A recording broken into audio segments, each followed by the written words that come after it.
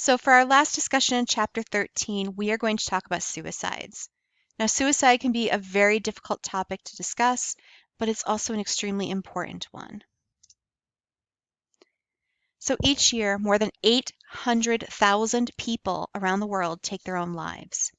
40,000 of those are in the United States. For every death by suicide, it is estimated that more than 25 people have attempted suicide. That makes more than 1 million suicide attempts per year in the United States.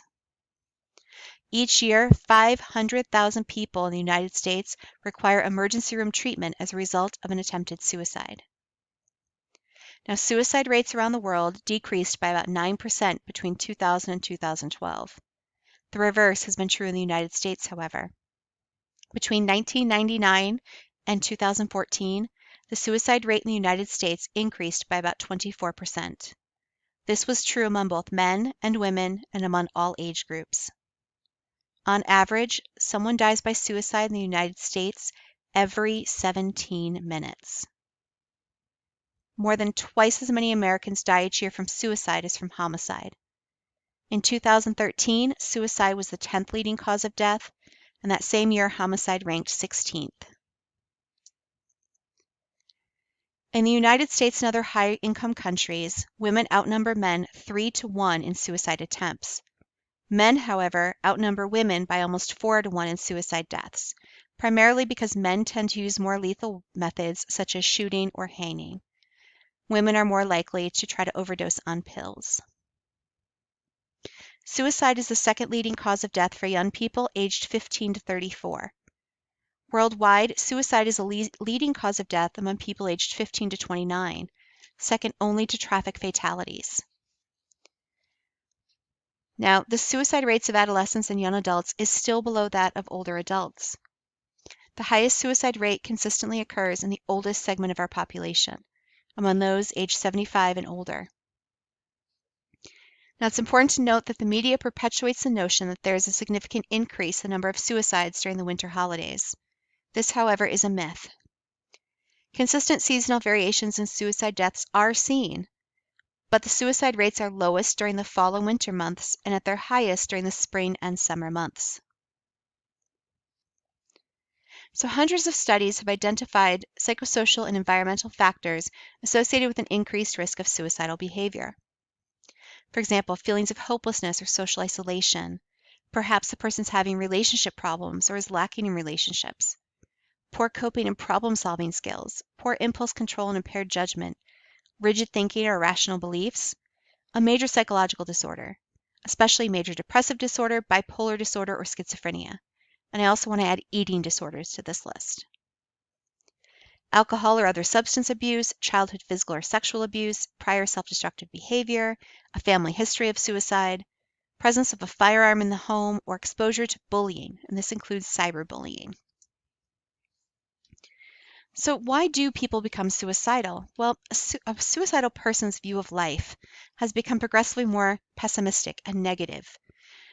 Simultaneously, that person's view of death becomes more acceptable and more positive. So they view life in a very negative way, but death very positively. It is possible that that person is choosing suicide in order to escape the pain of some sort of a chronic illness, perhaps a slow agonizing death by a terminal disease. Some people attempt suicide because of feelings of hopelessness, depression, guilt, rejection, failure, humiliation, or shame. The common denominator is that they all view suicide as the only escape from their unbearably painful emotions. While the average person tends to see a range of possible solutions, accepting the fact that none of the solutions may be ideal, a suicidal person's thinking and perceptions have become rigid and constricted. The person can only see two ways to resolve his or her problems: some magical resolution or suicide. The person cannot imagine a realistic way of solving his or her problems, so death becomes the only logical option. So how can you prevent suicide? As we talk about this, it's important to know that if someone is truly intent on taking his or her own life, it may be impossible to prevent that person from doing so. They always tell you to watch for the warning signs. Perhaps they're giving their possessions away, or they're talking about suicide, or perhaps even come to you and say, "I'm going to kill myself." It is important to know, however, that someone who truly wants to kill himself or herself and does not want to be stopped will not tell anyone. You can look back after the person's suicide and say, did I miss the warning signs?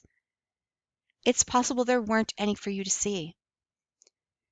Some people have actually been far more joyful and happy in the days immediately preceding their suicide.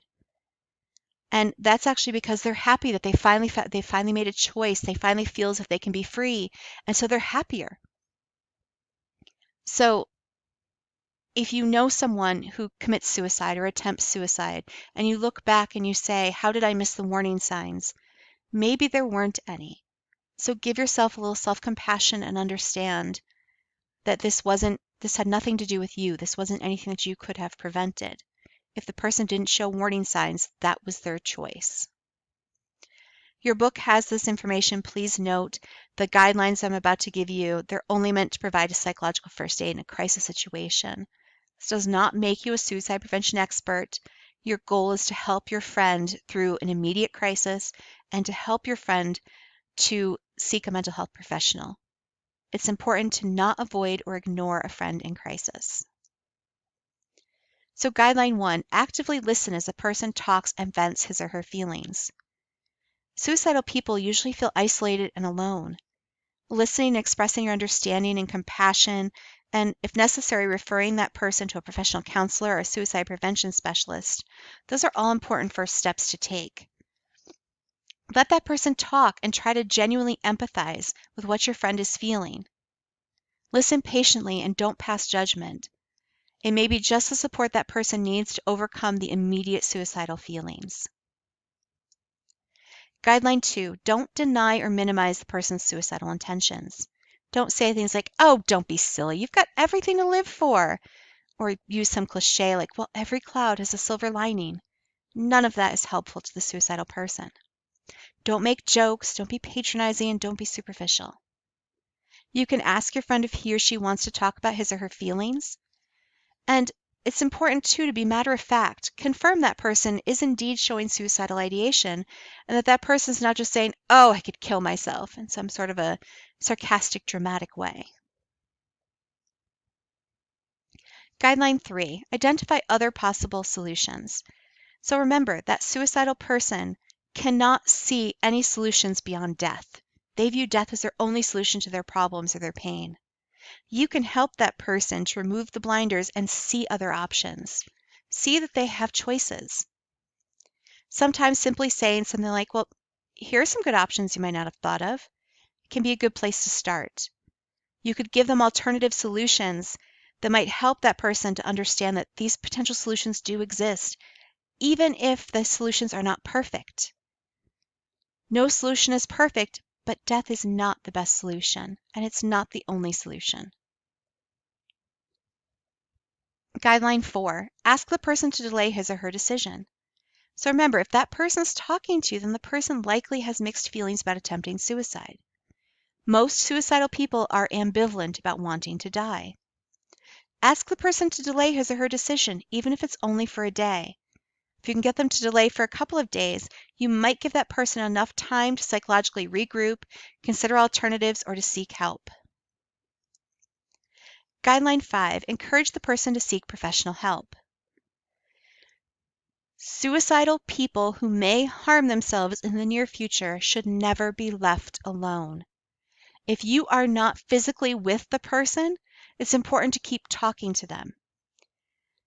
But it's also important that if you cannot physically be there to make sure they're not going to hurt themselves, that you find someone who can be there.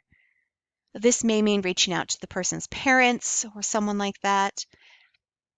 It is also important to know that you can call 911 if you feel that person is in imminent danger to himself or herself. Then you can call 911, tell the police what the situation is, tell dispatch, explain what's happening, explain your concerns, and then they can go and do a welfare check on this person. They can help get the person to a hospital and help this person to stay safe. If the person has an active suicide attempt in progress, they can take the person to the hospital in an ambulance and get that person help. Get that person treatment that could save that person's life. But again, you don't want to leave that person alone if you believe that they're in imminent danger. Now, the best thing that you can do is get that person referred to a mental health professional for evaluation and treatment. Now, you may be thinking, well, if I have them sent to the hospital, if I call the police and the police pick them up, the police will take them to the hospital and there they will have a psychological evaluation. Chances are they will be placed on what is called an M1 hold, a 72-hour hold, where for 72 hours they will hold the person and do an evaluation. So you will still be helping and doing that. If you don't feel like you can do it alone, find someone else to help. Your parents, that person's parents, teachers, there are plenty of people who you can get to help you. Now, here's information for the National Suicide Prevention Lifeline, 1-800-273-TALK. And then for LGBT suicide prevention resources, one of the best resources is that Trevor Project, and their toll-free number is 866-488-7386. Now, to kind of end this with a bit of a personal story, in my work as a mental health counselor, I have had multiple patients pass away of suicide, and I have had several patients actually have a suicide attempt right in front of me. One of them was a patient who had a bottle of her psychiatric medications, and she poured them all down her throat and washed it down with a bottle of vodka. Her response was to say, "Now what are you going to do?" My immediate response was, "I'm going to call 911. It's important to remain calm and not be screaming or frantic. Remember that you are trying to take care of that person. All of this can be extremely difficult for you, but in the end, it'll all be worth it when that person survives the suicide attempt." On a more personal note, when I was 16, the boy that I was dating attempted suicide.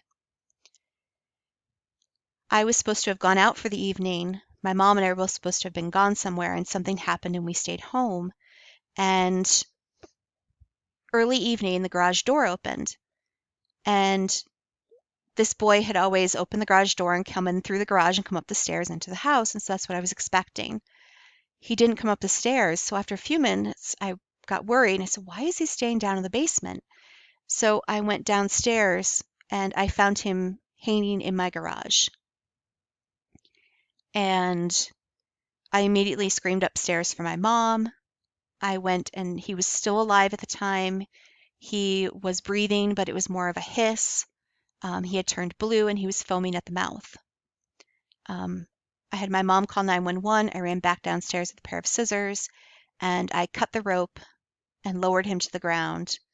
And by this time, he had stopped breathing, and I gave him CPR until he regained consciousness. He was suffering from bipolar disorder.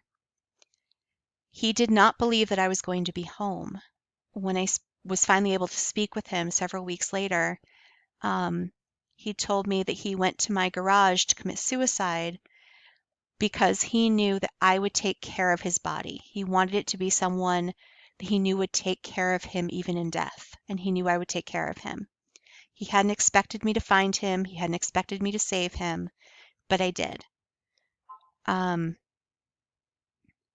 he did receive the help that he needed. He spent quite a bit of time in a psychiatric hospital getting treatment following this.